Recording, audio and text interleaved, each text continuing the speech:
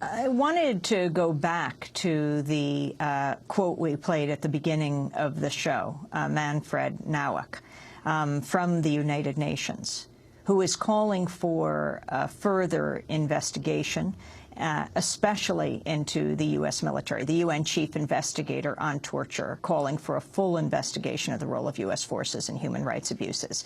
Manfred Nauck's call came after the website released close to 400,000 U.S. military documents that detail how U.S. forces did nothing to stop reports of abuse, torture, rape, and even murder by Iraqi police and soldiers.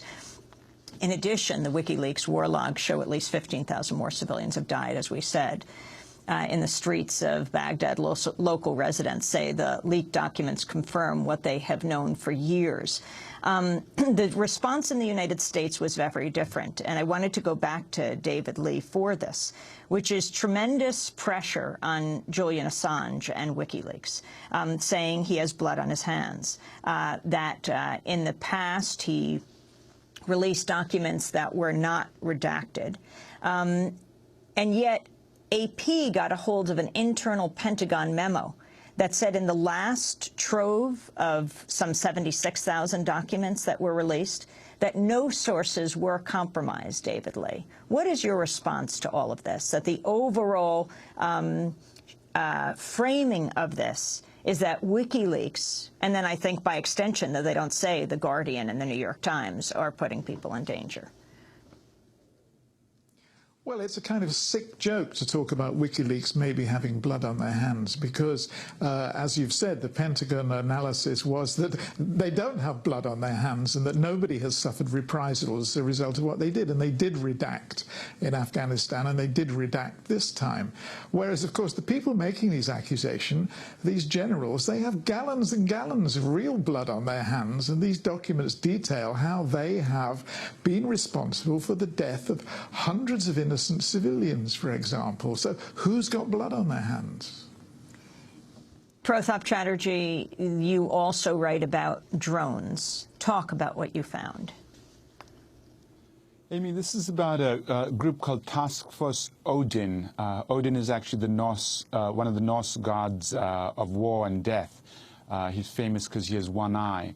Odin is also was the name of a task force that was set up in August of 2006 by General Richard Cody, and in his task force it stands for Observe, Detect, Identify, and Neutralize. What they did was they used these drones made by General Atomics called Warrior Alpha drones. They sent them out to observe men supposedly planting bombs to attack American troops.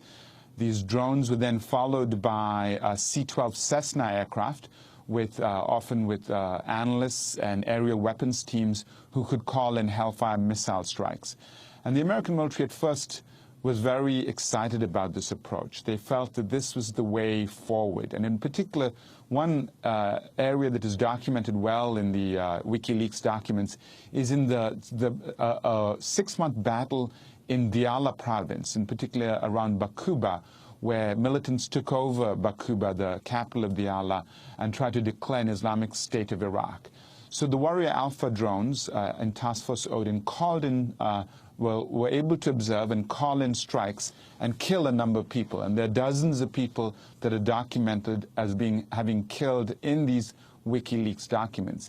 And this is something that Cody then brought back to the U.S. and said, we are successful. Not only can we observe them, like the Greek god Odin, who was supposed to have all knowledge, we can also destroy them. Now, in reality, in fact, this warfare is quite limited.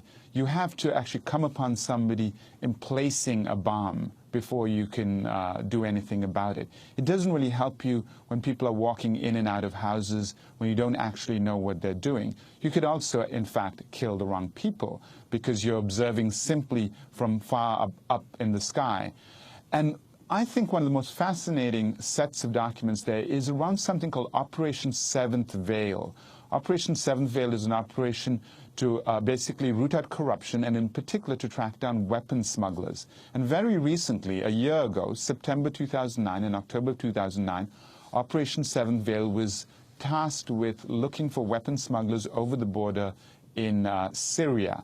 So they sent the drones, they sent the analysts, and they filed a number of reports. And you can go through the reports in WikiLeaks, and you will find that in almost 50% of the incidents, they come back saying ineffective. And every time they file a report, there are some very, actually quite funny incidents where they say, they're observing these people and they, come down for a closer look. They send in ground troops and they discover these people are shepherds with their flocks. They find that they are cigarette smugglers. One man, it was particularly ironic that this man, when they captured him with the help of the Iraqi border police, he said he made $20 a day, and he'd been doing that for years. He had no guns, and they were not able to find any weapon smugglers at all.